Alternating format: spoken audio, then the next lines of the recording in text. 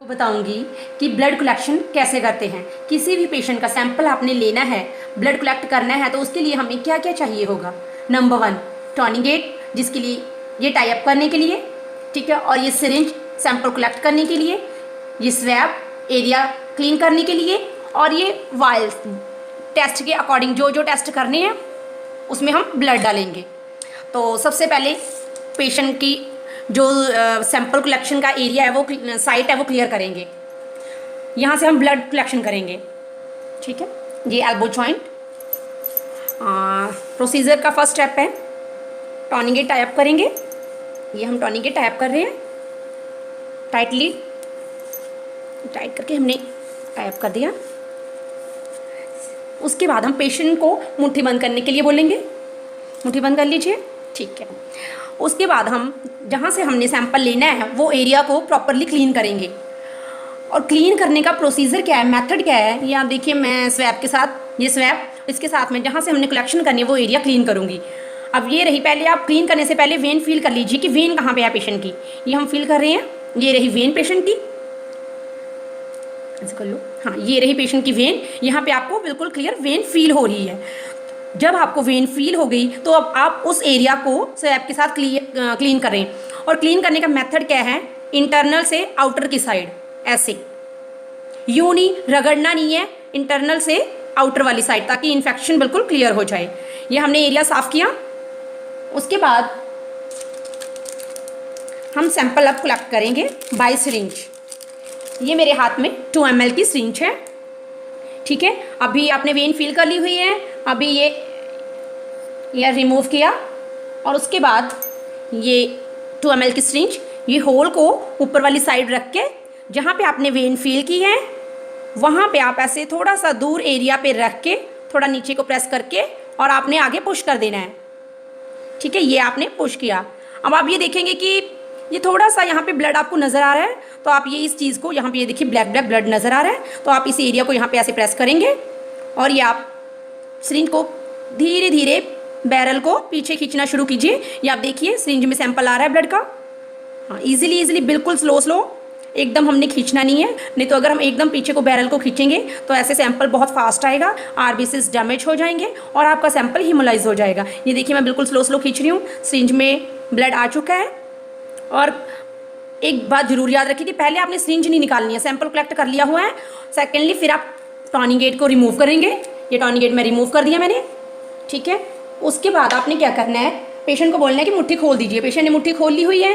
फिर आप slowly prick, जहाँ पे आपने प्रिक किया है उस एरिया पे कॉटन रखिए और बिल्कुल स्मूथली स्लोली सिरिंज को निकाल लीजिए।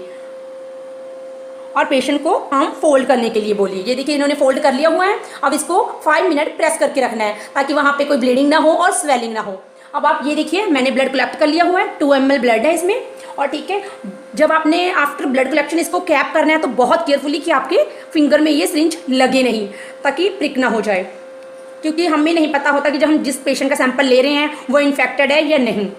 तो केयरफुली कलेक्शन करें और इसको केयरफुली कैप कर दें। अब ये 2 ml सैंपल, अब हमने इसकी थोड़ी सी टेस्ट हैं जो बायोकेमिस्ट्री लगानी है और हेमाटोलॉजी का टेस्ट है जो हमने सीबीसी लगाना है। तो सीबीसी के लिए मैं इस वायल में सैंपल डालूंगी। सैंपल डालना है मैंने EDTA वायल, EDTA मतलब एथाइल डायमाइन टेट्रा एसीटेट। इस वायल में रीजन डाला होता है, तो जब मैं इसमें सैंपल डालूंगी तो वो सैंपल रीजन की वजह से क्लॉट नहीं होगा, मतलब जमेगा नहीं।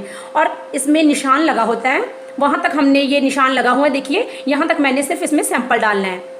अगर थोड़ा कम भी हो तो नो प्रॉब्लम। अब मैं इसमें सीबीसी के लिए सैंपल ऐसे डाल रही हूँ, ये देखिए मैंने इसमें डाल दिया हुआ है। थोड़ा सैंपल मैंने सेव किया है ये बायोकेमिस्ट्री के लिए। अब ये देखिए मैंने इसमें ये कैप किया इसको, EDTA वाइल को। अब इसको आप जेंटली मिक्स कर लीजिए। मिक्स करने का कारण ये है कि जो इसमें रीजन डाला हुआ है, इसमें जो EDTA डाली हुई है उसकी वो सैंपल में, ब्लड के सैंपल में मिक्स हो जाएगा और आपका ब्लड का सैंपल क्लॉट नहीं होगा, क्योंकि सीबीसी है जो वो EDTA वाइल में ही लगता है। ये EDTA सैंपल हो गया, आप देखिए ये क्लॉट नहीं होगा। ये देखिए ये बिल्कुल ऐसे ही लिक्विड ही रहेगा और ये आपका सैंपल क्लॉट नहीं होगा। ये आपने बिल्कुल जब भी आप सैंपल लें EDTA का तो ये प्रोसीजर उसको मिक्स करने का, जेंटली मिक्स करना है आपने, ठीक है। ये हो गया EDTA का सैंपल जो हम इससे सीबीसी लगाएंगे। और ये हो गई मेरी प्लेन ट्यूब जिसमें मैं बायोकेमिस्ट्री करूँगी। ये मैंने प्लेन ट्यूब डाल दी हुई है, इससे मैं ये देखिए ये सैंपल मैंने इसमें डाल दिया। अब ये स्टरलाइज ट्यूब है और पर इसमें कोई भी रीज़न नहीं डाला हुआ, इसलिए हम इसको 15 मिनट के लिए इंक्यूबेशन देंगे। जब ये क्लॉट हो जाएगा फिर इसको हम सेंट्रीफ्यूज करेंगे। सेंट्रीफ्यूज करने के बाद ऊपर वाली लेयर येलो कलर की हो जाती है, जिसको हम सीरम कहते हैं।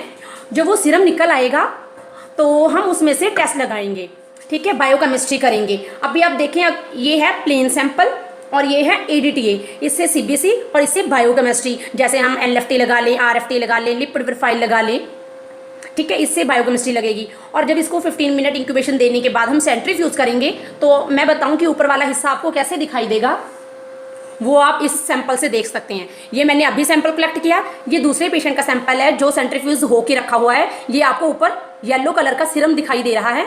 सारी की सारी बायोकेमिस्ट्री हम इसी से येलो पार्ट से करेंगे, मीन सीरम के साथ बायोकेमिस्ट्री, ठीक है। ये सेंट्रीफ्यूज के बाद का सैंपल, इससे हम सेंट्रीफ्यूज करने के बाद बायोकेमिस्ट्री करेंगे और इससे करेंगे CBC का टेस्ट।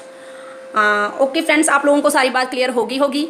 तो उम्मीद करती हूँ कि मेरी सारी की सारी जो वीडियो आप देख रहे हैं, पहले ब्लड ग्रुप की देखी है, फिर आपने वो बायोकेमिस्ट्री HIV HCV HBCG की देखी, वो भी आपको पसंद आई होगी। अभी मैंने आपको ये ब्लड कलेक्शन का तरीका बताया, वो भी आपको पसंद आया होगा। तो मेरी सारी वीडियोस प्लीज़ आप देखें और लाइक करें। Thank you.